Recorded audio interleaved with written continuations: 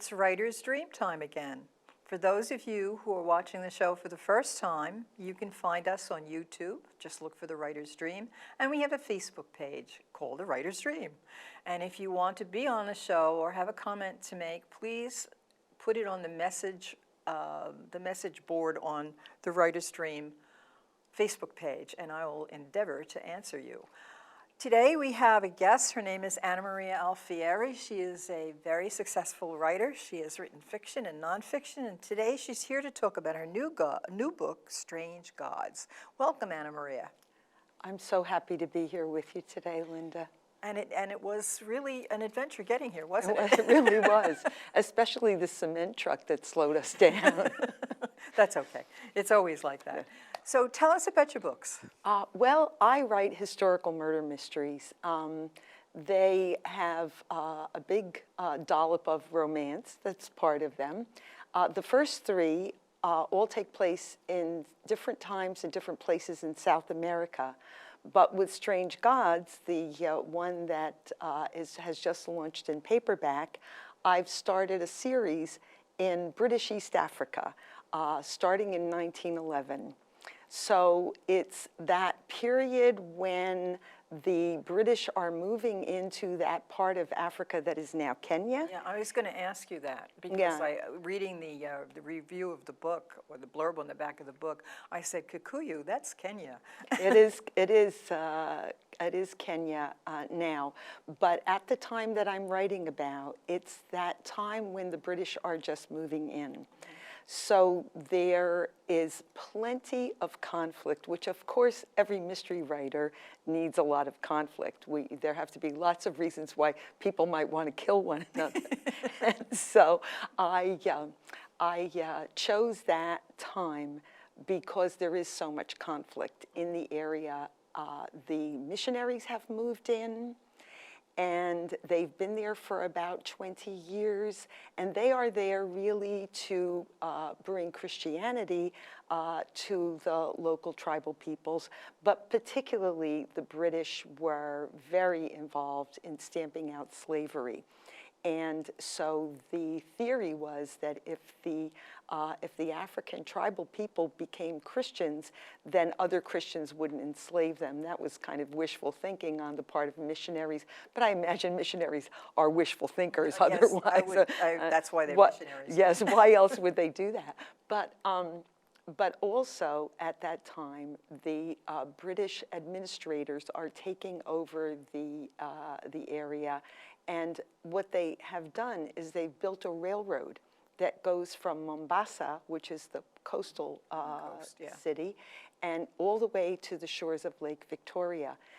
The Brits are very interested in controlling the source of the Nile because they need to have some control in Egypt because they've built the Suez Canal, which has Egypt on both sides of it. So because of that, they want to administer that group. And they built the railroad in order to be able to get back and forth to the coast in 2 days on the rails rather than 3 months walking. So they have this railroad.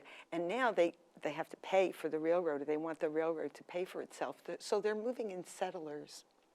So any of our listeners who are familiar with Downton Abbey, I imagine there are quite a few of those, they know that the British aristocracy is having financial troubles at the beginning of the 20th century.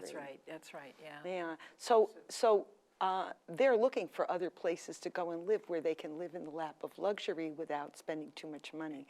So the settlers are starting to move in. And Kenya is it's very good farmland there. Yes, there it is. The highlands are, they're at the equator, but they're very, Nairobi, temperate. Yes, they're very temperate. Nairobi is the same altitude as Denver. It's a mile high. Yeah. So it's very nice around there. But here are these administrators, you know, they've been little tin gods. They've been able to boss everybody around, and they don't really like the missionaries very much because the missionaries are trying to rise up Yes. raise up the tribal people, and they're trying to subjugate the tribal people. And then in come these aristocrats who look down at the administrators, because the administrators, they're the children of shopkeepers, Oh, good heavens. So, right.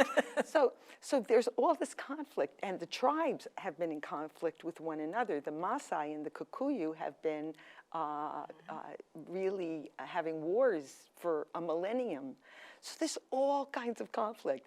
Everybody's against everybody, so it's wonderful territory for... And it's also, your main character's a woman, and yes? Yes, And, well, one of three. There are three main characters, but yeah. But the woman, to me, is the most interesting at that time in 1911, the fact that she's a missionary and she's in this place where actually everybody really has the opportunity to exert some influence.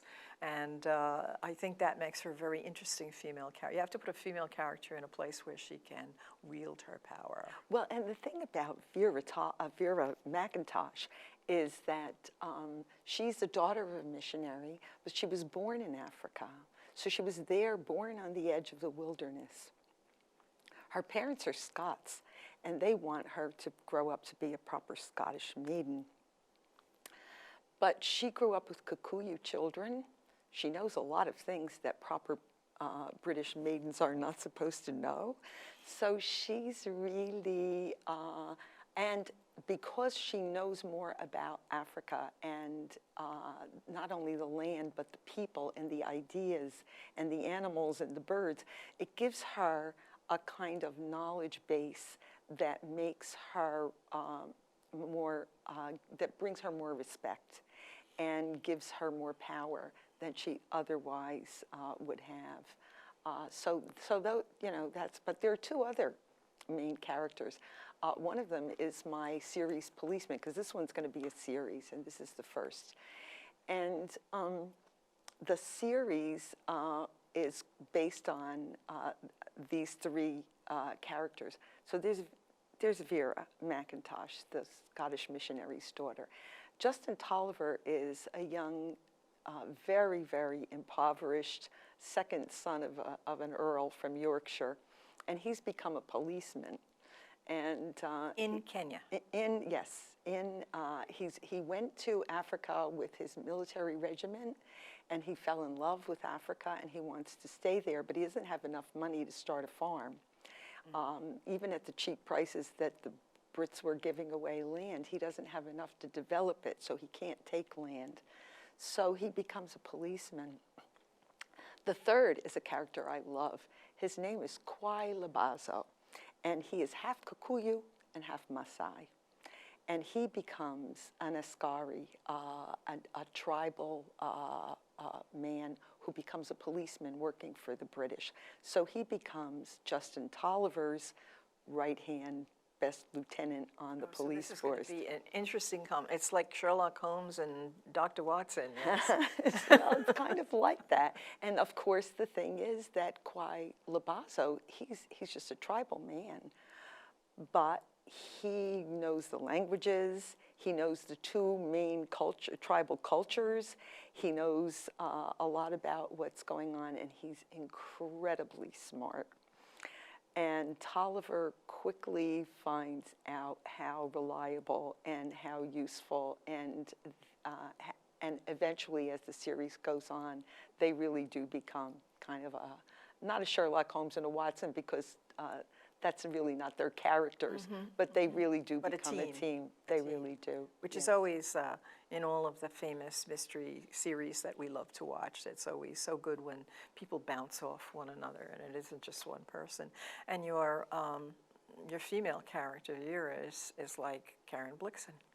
Well, she is and she isn't, because Karen she Blixen isn't. was wealthy, though. Yes, Karen Blixen was a Danish noblewoman, and she's going to show up because these books are taking one at a time. The next one after Strange Gods is ready to come out in October, so it's actually will first show its face this week at a big mystery conference in New Orleans, but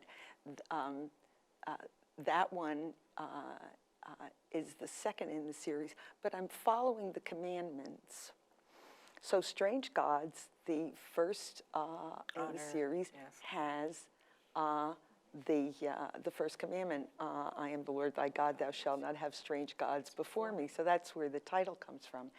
And the idea of the clash of religions is basic to the story, but there's another evil in each of these books. There will be another evil that doesn't have commandment, that I audaciously think should have a commandment. So in the second one, the idol of Mombasa, it's idolatry. Thou shalt not make graven images is the commandment. But but there's another evil that I think should have a commandment, and in that book it's slavery.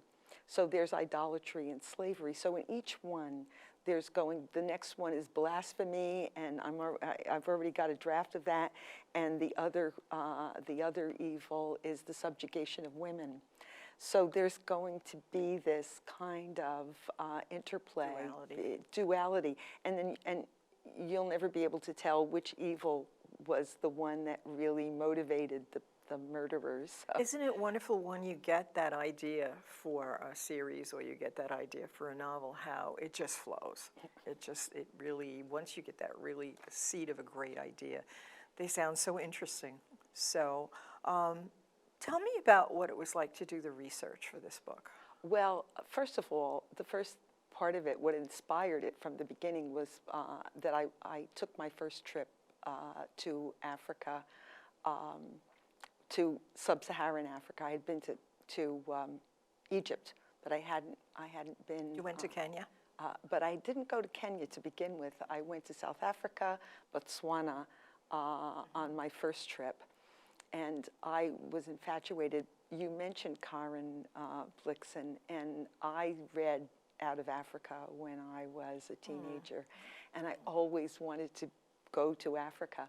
But my darling husband, who went to Paraguay with me, because I set a book there, and he drove a rental car all over Paraguay alone with a woman who couldn't speak Spanish. But when I said I wanted to go to Africa, he always didn't want to go. Eventually, some friends of ours talked him into saying yes, and we all went. This is 10 years ago now. And I fell in love. I thought, when I went, oh, you are never, it can't possibly live up to your expectations. I was so excited. It's very different, isn't it? Oh, isn't it?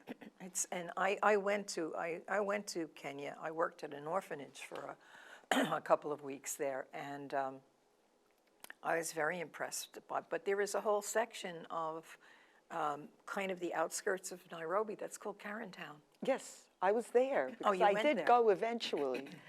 So anyway, I was infatuated with Africa, and I went back a second time to cure myself of my infatuation, and I became even more infatuated. So I have this very strong feeling about Africa, about the tribal people, about the wilderness, the animals. I'm just kind of loony about that. So when I decided to set the series there, I started to study the history more than just what I had learned from reading and rereading Out of Africa. And I am so privileged, Linda. I get to call myself a writer in residence at the fabulous New York Public Library. And one of the things that happened, so I had a kind of arc of the series, and the first book was sold, and I started to write it. Now, I don't outline. I know you and I both went to the kinds of schools where we were taught to I do outline, yeah. outline. And I can't do it. I try. Everybody has their own writing Yes, style. of course. I mean, everybody I does. outline, but that doesn't mean that I stick to it either. I mean, it's a structure for me to. It's like climbing a rock wall, and you see one way to go up, and then when you're halfway up, you see another way to go up. So it's really. It's true. It's true. Anyway, I had an idea. I always know who the dead body is, and I kind of know the suspects, and I think I know who murdered, but that doesn't always come out the way I wanted to. but I start to feel my way into the story, and I had done a lot of research into the history, the building of the railroad. I knew a lot of things. And so I got to the third scene. The first scene of Strange Gods introduces Vera. And the second one introduces Justin Tolliver, the policeman, and he's doing a police-ly thing in the second one. And the third one, the dead body is discovered, and it turns out to be Vera's uncle, who's the doctor at the Scottish mission. And and so now Tolliver has to go and investigate this. And then all of a sudden I thought, I don't know anything about the police. What am I thinking? How will I know, how this is going to work? So I stopped and I started to research the police. And I quickly found out the name of a person who was quoted by other writers about the police. And his name was Foran, F-O-R-A-N. And so I went into the catalog of the glorious New York Public Library, and there it was, W. Robert Foran, A Cuckoo in Kenya. And I ordered the book, and 45 minutes later I had it. And he told me everything I needed to know because he was a policeman for 4 years, right at the time I was writing about. So that's, kind of, I read everything I can, I research, I look a lot at photographs because when we're talking about 1911, there are photographs. And historians won't tell you what people wore in their feet, but their shoes could be. And so there's that. So I do a lot of those kinds of things. But eventually I actually went to Karin, and I went to Karin Blixen's house. She's going to come in. She's going to be make her first appearance in the fourth book in the series. But some of the people who are in her story of Out of Africa, her future husband, Bror Blixen, and her future lover, Dennis Finch-Hatton, and her future friend, Barclay Cole, are all in. They all appear in Strange Gods. So See, I like that. I like when you're writing fiction, but you're peopling the book with real characters. I think it really gives a nice, sharp background to any historical novel. My own books are not historical fiction. They're kids' mysteries, but I like to put a historical perspective in it, and I like to put, the last book I put a lot of real people in there, and that was, I don't know, it just gives it more authenticity, and I love history. So, and I think people who read historical fiction also love history. Yeah. And I just wonder also how many people learn their history from historical fiction.